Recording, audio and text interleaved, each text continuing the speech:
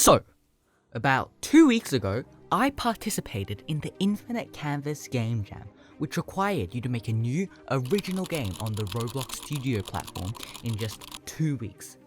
In this video, I will be sharing my experience as I participate in my first ever game jam, and at the end of the video, I'll be giving what I think are the 3 most important tips to anyone in the future who wishes to participate in a game jam. I created something that I was actually quite proud of, but was it enough to win this? Let's find out. Anyways, I was chilling around with my laptop, eating my microwave burrito, when I came across this post on Dev Forum, the place where kids like to go and do underpaid work. This post was looking for a team to compete in a game jam for $5,000. Naturally, I wanted to find out more about this. I had to decide whether I wanted to help and offer my scripting services to this sweet soul that just wanted a chance at some cash and wanted to have great fun along the way. Or I could be greedy and decide to use this newfound information to completely destroy any competition that stood in my way. Yeah, you probably know which one I chose. Of course, crushing my enemies was only one of my motives. What motivated me the most was the $5,000 cash prize. I mean, the on-hand, amazing and great learning experience. That should be everyone's main motive for game jams. Obviously. What did you think I was gonna say? Anywho, I needed to get started. The 14-day deadline was looming, and I had a game to make. I'm sure I'll have plenty of time later, just gotta finish binging my shows on Netflix. I'm sure I can wait another day. I'll get started tomorrow. I will definitely start tomorrow. I'm thinking of an idea. Okay? I will definitely get started tomorrow. After a day of thinking about what to make, I had a list of amazing ideas.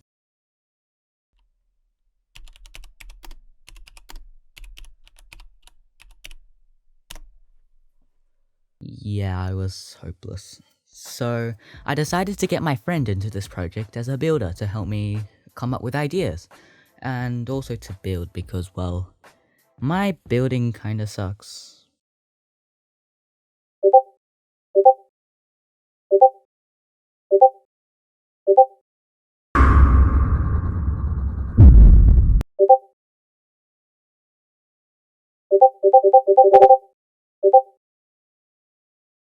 So I opened up her new base plate to get working.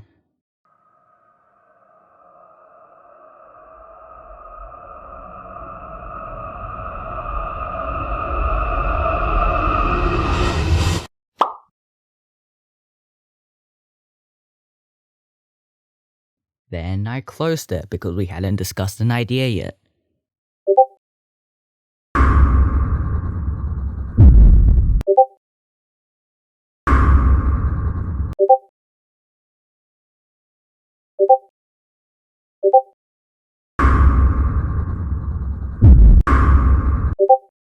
So after we got the idea out of the way, I actually started on it. The theme of the game jam itself was 250 by 250. We had to make a game where the player couldn't leave a 250 by 250 area.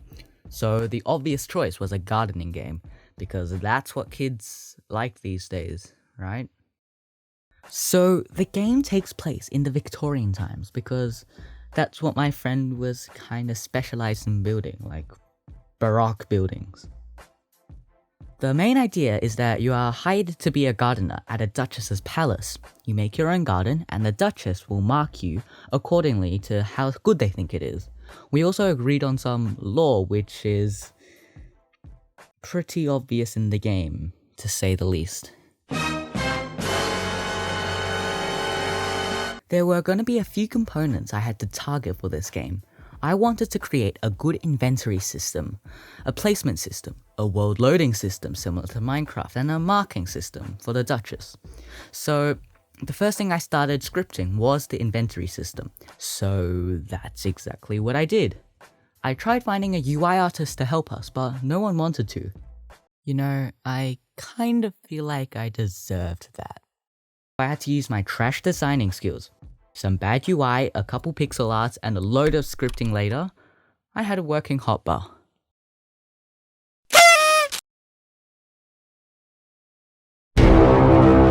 Next up, I needed to create a placement system or a planting system, and this is where a lot of the problems started.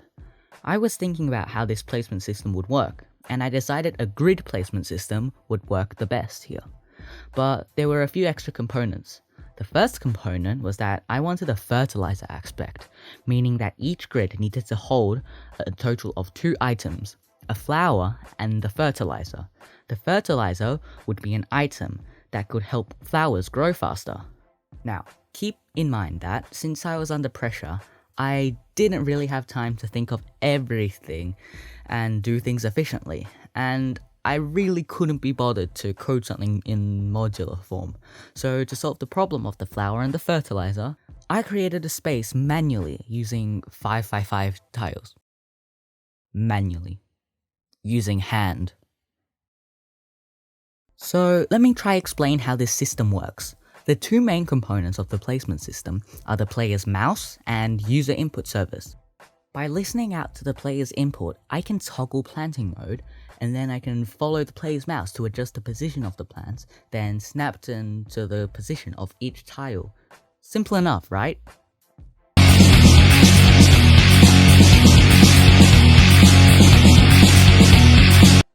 And that was done. I worked through a bunch of small stuff as my friend got into designing the world. We got some nice lighting, and we made a bunch of flowers for the game. And after we looked at my miserable pixel art attempts, we both agreed that my friend was gonna do the pixel arts. And so they did a whole bunch. There was still a whole bunch of things I needed to do, so I decided to start working on the world saving. This was gonna take ages, and I had little idea on what I was gonna do to accomplish this. So I started on a concept. Basically, what I was gonna do was I was gonna have a world template of folders where I could store each world's data, and then I can save and load this data with data stores. If what I said just then didn't make sense, I am sorry. I'll probably make tutorials later. Anyways, after doing a bit of research, I learned a new function. Generate GUID. Not that anyone cares. It was a huge relief when I finally completed the world saving and the world generation. For the last few days, I had been really cranking up on the amount of work I was doing. I mean, now I was basically done. Just let me check my list real quick.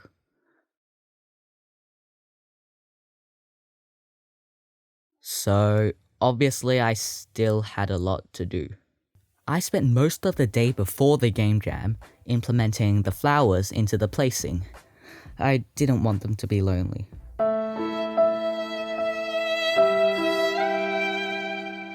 Also, I made a nice peaceful mode where you can build Among Us.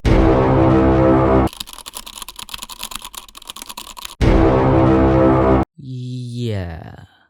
So, I got most of the things done, but I was still coding with only 10 minutes remaining. I really needed to work on my time management skills.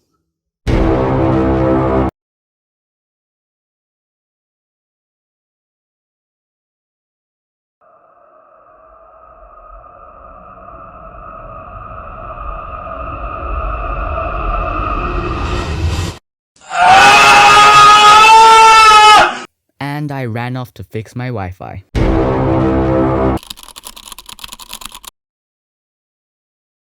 And that, folks, is the story of how I created a game for my first ever Game Jam.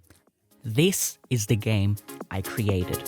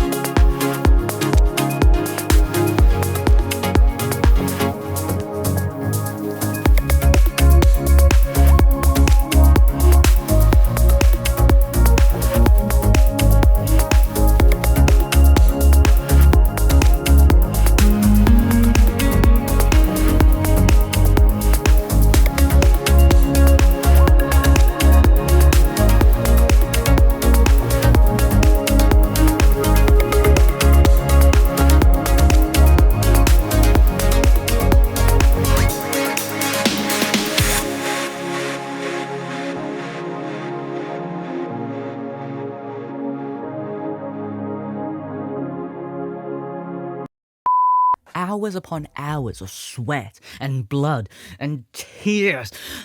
I was sure I was gonna win at least something.